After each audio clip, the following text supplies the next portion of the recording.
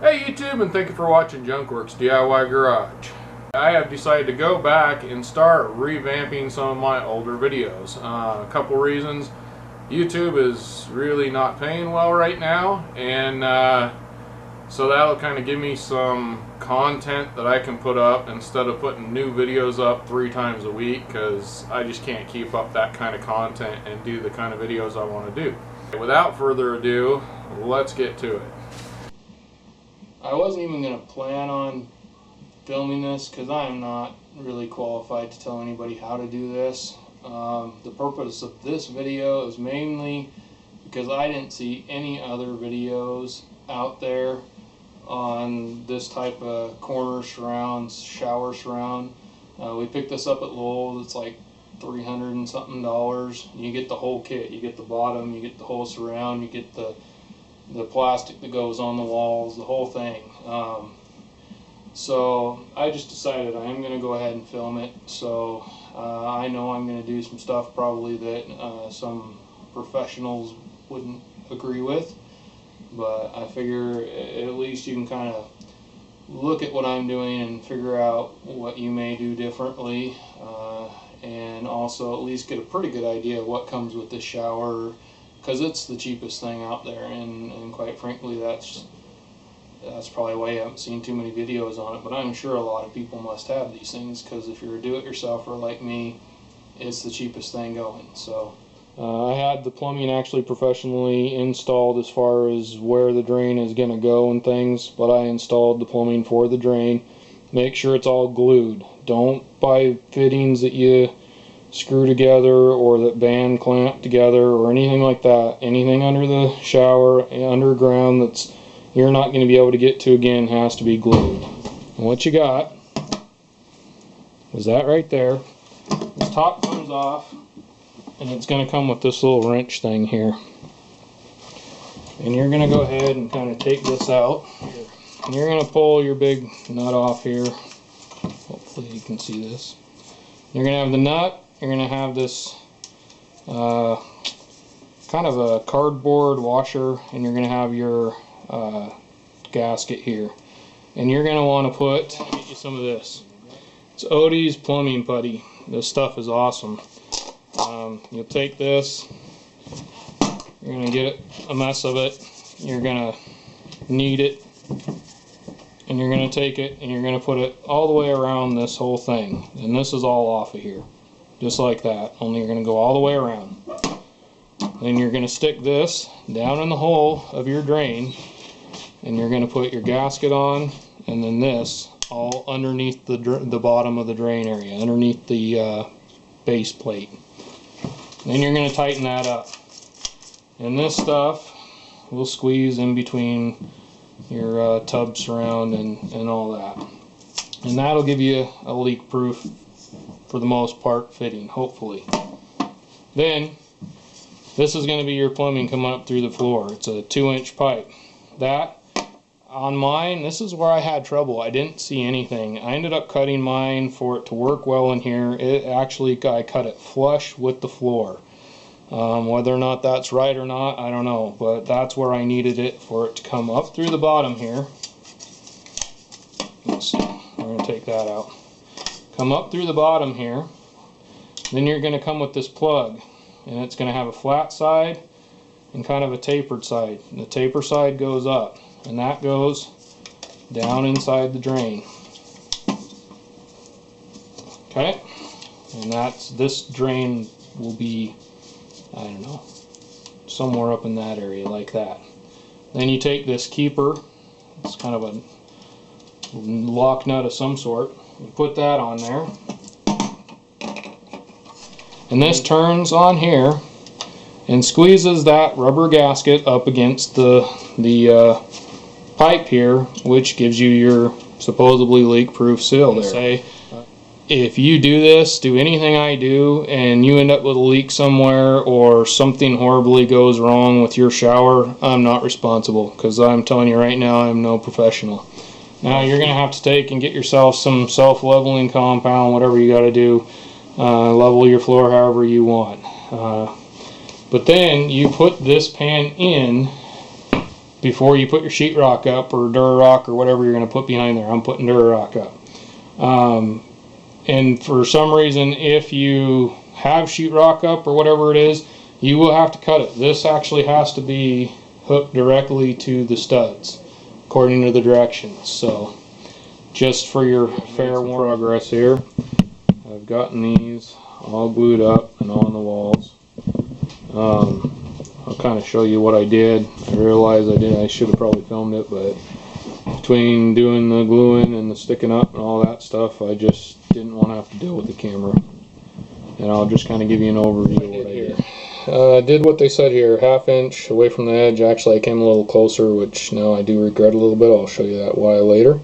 Put the X down the middle like they did here. And I did this a long time ago in a bathtub upstairs and just did that. And I had problems with it kind of wanting to, you could push against the wall and it'd bubble up in these areas.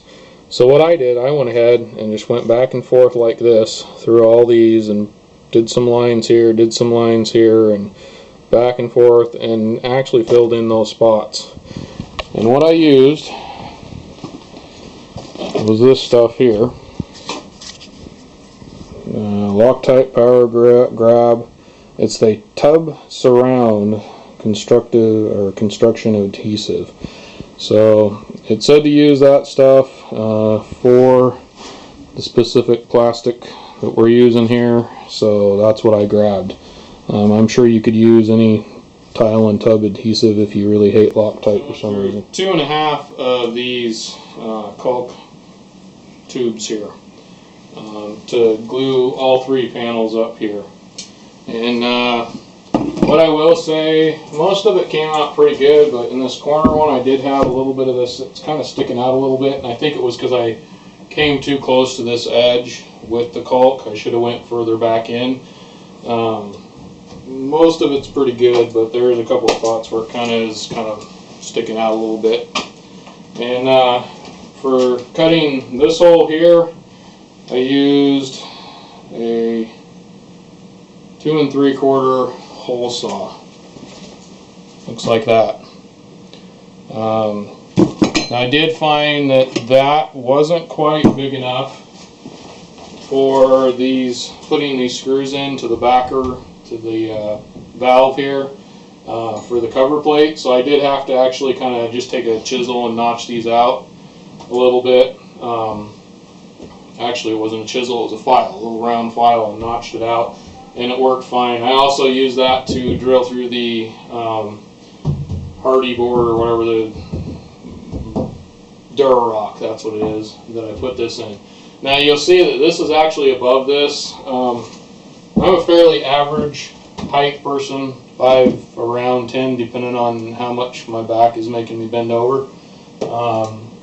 And I still wouldn't mind it being a little bit higher, but the rest of my family is, well, my daughter and my wife are very short, so this will hit them in the face too much if I made it too much higher. So that did end up actually being above this, so you're going to want to kind of realize that I would say this is kind of a short tub surround here.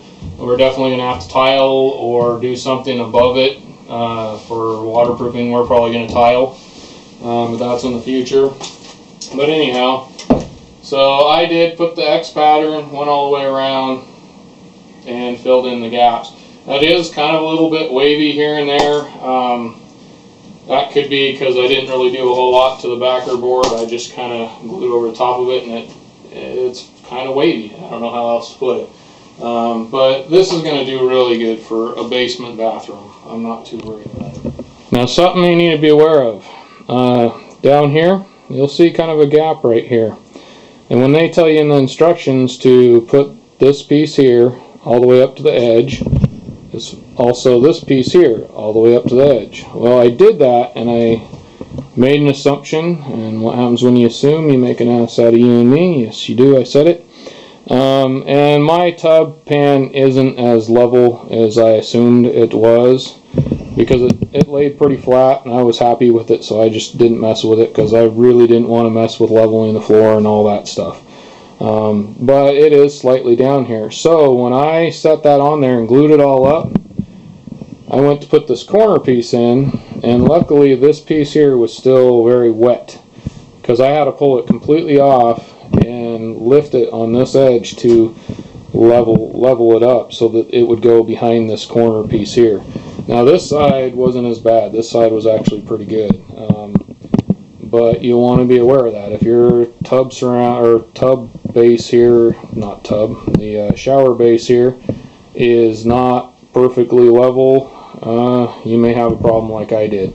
Now I should be able to fill that with some caulk pretty easily. It's not that big of a gap, but there is something to think about when you're putting. Now I'm to the point where I need to caulk everything up. Now it says around here to use latex sealant.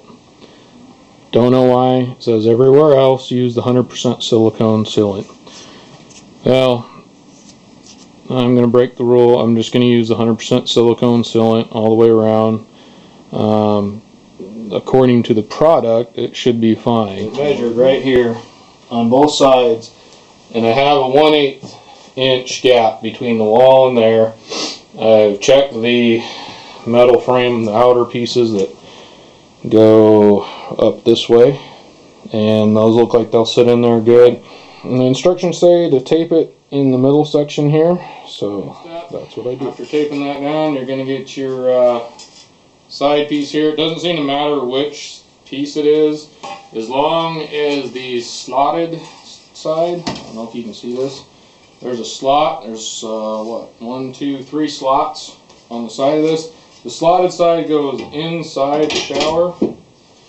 Take your level, get it leveled up, and mark. There's 1, 2, 3 holes that you have to mark. It's a 5/16 bit, and it goes through pretty good. I'm going to differ a little bit. Now it says to take and put your anchors in, which I'm sure will work perfectly fine, but I'm in a little bit more of a unique situation than maybe you are doing, and if not, it might be something you want to think about. The side of the wall, I can see where I drilled through all the way up here, and I just cut a 2x4 here. These are just leftover pieces of 2x4, so this is a treated one, but hey, we're working with some water here probably anyway, so it won't hurt to have a treated one in there, I don't think. Anyhow, so I'm going to put that behind here. I'm going to go ahead and screw it in here, and then I will have a much more solid mount in the wall. Plus it'll give the wall maybe a little bit more. Now I got to go back side of that wall. And now along the edge, on the side that's going to attach to the wall, that doesn't have the, on the opposite side of the slots, so hopefully that made sense. You're supposed to run a bead of the 100% silicone caulk. Then using what is the number 8 18 by 1.5 and screwing it on into my studs that I have. Side panel in right here, the glass panel going across here. It was real simple. There's slotted holes. I'll show you that. The reason I put this in, not on camera, is because I knew I would break it if I tried on camera. But there's these little screws. I'll show you those on the table later. And they're slotted holes. I just got them in there, not tight at all. They're just a couple of threads is all, and it's holding in there pretty good, but you still want to be careful. And there's 5 screws, 2 in the bottom, and then the slotted ones, 3 slotted ones on the side here. And I just have them in there loosely so that I can move this around. Here's the screws that I'm using here for these wall panels. You can kind of see compared to the size of a screwdriver, number 2 Phillips. They're just the small ones. I'm ready to put the top on now, and I'm going to tell you that you need to install these bushings. And here's these bushings here. They are going to go into the top part, pivot side, whichever side your door is going to pivot on. There's 2 of those. They were in this package along with this stuff. And then what we're going to do now that we have that in and the screws in, well, actually I have a couple more screws I need to put in. Right here on this side there's a little hole here, and that's where those bushings that I'm going to, that I showed you, or I'm going to show you depending on how I splice this video together. There's a hole that if you want the pivot to be on this side, it can be on this side. But I want it on the other side, so I plug that hole. They give you a little plastic cover piece that pushes in that hole.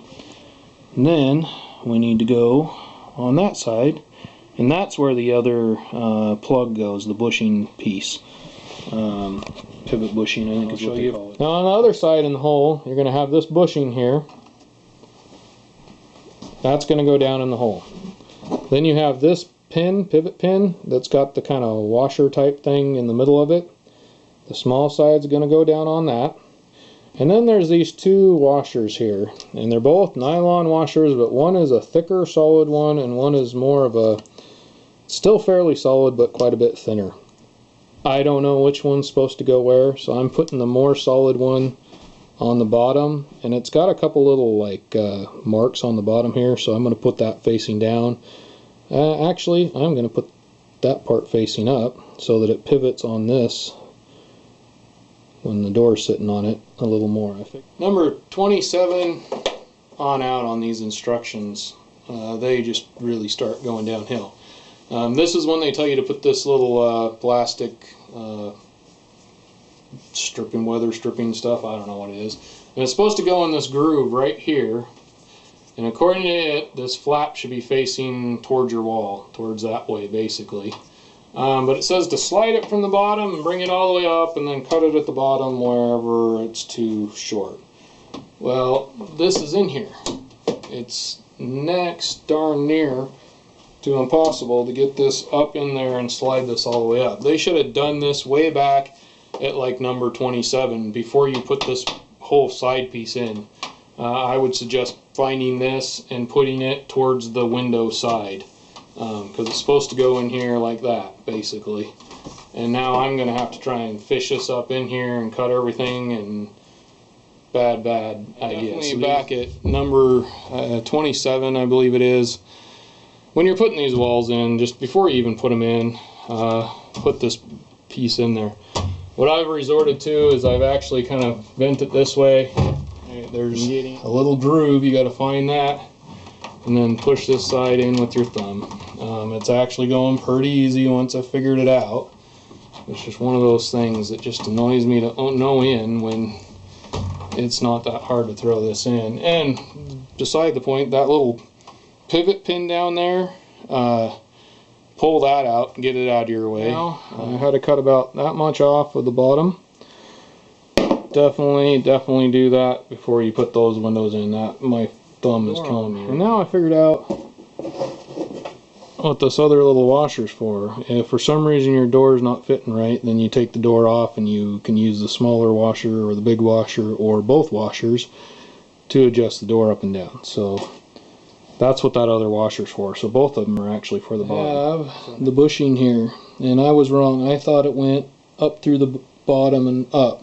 It actually goes from the top down. Then you take your pin, and that goes down through the bushing. And then you got this little plastic piece here, and that just kind of holds up in here for now anyway. And that's you're supposed to hold that kind of up a little bit. And then we're gonna put the bottom pin into the bottom of the door and push that down. Ask me how I know. You want to make sure your door is the right side up before you do all that, because you'll get it on and the door won't open right. The actual round piece that the pins go into, you want on the outside of the shower to make it work correctly. So anyways, this goes on that pin down there and that pin up here, and it's just got like a little round thing, and it's just, and I went ahead and took it off and put that other washer on there, and I'm going to go ahead and put that in because I do think my door needs to come up a little bit. And I still haven't completely screwed all these screws in. Everything still can move a little bit, but I can tell it needs to come up. Now I'm going to go ahead and film it because it was quite easy to do actually. Now that I said that, we both know it's going to happen, but we'll see. I'm going to attempt to film it. I'm going to put the bottom in first which I know you can't really see that, but I can't get you far enough back to take care of that. But basically it's just a matter of hitting hole. Then pull up on this top one till it goes underneath there and push it down in. That still seems kind of low, but it's opening and closing. Opens a pretty good chunk of change there. There's another one of these. Yet again, it would have been nice to know before I put the door on. If I have to, I might just take the door off if this gets too difficult. But this slides on the bottom in a groove down there, facing the inside. Here we are with the door off because it was too big of a pain in the butt. So, highly recommend putting this on before you take the door or put the door on. This stuff does not slide through this channel. You got to put one edge in and push with your thumb. It's about the only way to get this stuff to go in here. Now it tells you to put silicone, 100% silicone sealant across the bottom outer edge here. It doesn't say to do it on the inside, and I'm assuming because water may get underneath there and that allows the water to drain back out from underneath it. So I'm not going to do that. You can choose to or not to, but I kind of think that's probably why they tell you not to do it on the inside. I might go ahead and do it on the sides. Just because I am having a problem on this other back side over here. The door is still down on the bottom. When you go to close it, catching up a little bit. You can give it a good push and it will close, but it's bending a little bit more than I want to. So what I did, I went out and found these right here. Hopefully you can see that. 1/4 inch long nylon spacers, and basically what they are right there, that's what they are, little spacers. And I'm going to go ahead and right down there underneath where that pin was right there, or above it actually, right below the door, I'm going to go ahead and put that on there and see if that takes care of my problem. To do that, I had to take off this one just so the spacer up above would work. And actually it was still a little bit tight, so now I may be a little bit high, or I may need to do this. But if I have any problems with water leaking through here, then I'll have to adjust some things. But right now it is closing all by itself and opening very easy without tweaking the door. So you'll have to tweak yours based on what you need to do. Now I've had some questions also on, did I put anything underneath it as far as a bedding of some sort, and I did not, and it's plenty strong enough. I haven't had any problem. It doesn't, you know, sink down or anything real bad anywhere. I don't hear any cracks or crunches going on. It's got several braces going across here and there in kind of a spider web pattern underneath, and I don't feel it is too necessary. Now if you're worried about a lot of you know, sound and creaking and moaning, you might want to, but I mean it's solid. I don't see a necessitate it for it, but that's up to you. As far as cleaning, it's fairly easy to clean. We just use some of that no scrubbing bubbles crap on it. When I did the floor, I made a mess out of it, unfortunately. But it's dirty. You can see where there's some spots and things like that we're working on. But little by little, it's actually been coming clean a little bit where we've been scrubbing on it. And so I wouldn't say it's a horribly difficult shower to clean, but the bottom part is definitely more so than like the sides, because the sides are very slick, but that bottom part has, you know, the bumpy stuff in it. So when I got real dirty, it just has kind of been a bear to try and get it done. So again, when you're doing it, put something over the top of this, which I'll do upstairs. Put a piece of cardboard or plastic or something over the top of this while you're working on it. I do regret not doing that.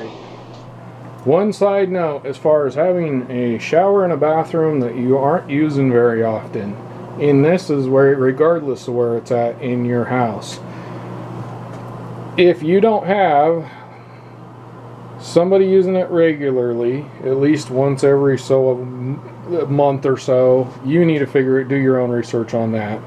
Same with the toilet.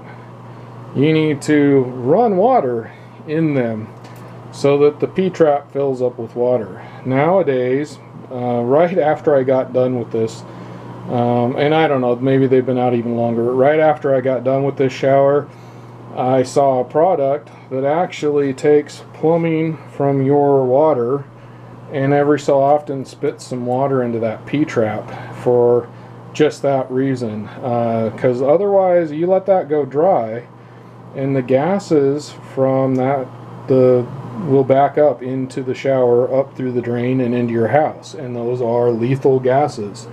Same thing with the toilet. So every now and then you want to take it and put some water in it. So here we are with the low shower. Now this is June 22nd, 2022. So this is a update. I am not sure how long we've been using this, but it's been quite a few years now that we've been using this. I will put a time below if I can find it. Now we've all but quit using this.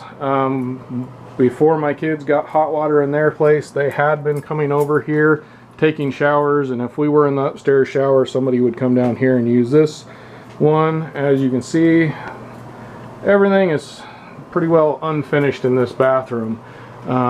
We have since got the kids a place, so there's no reason to finish off the basement for them.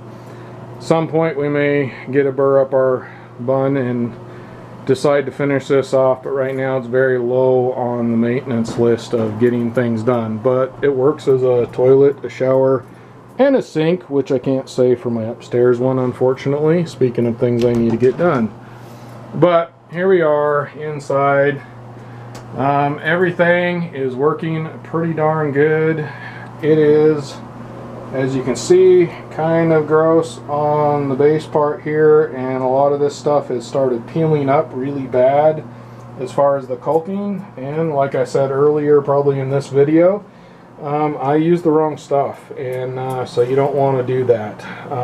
It still is leaking. I have put tons of caulk everywhere. I've used even the right caulk that you're supposed to use, but I used it over the wrong caulk, so there's your problem right there. I was just trying to be quick and dirty with it, and it worked for a little while, and now it's leaking really bad from this side now, which it wasn't as bad before, and not so much from this side, which I don't know why, because I haven't really done anything other than goop caulk in. I put caulk on the outside of it as well.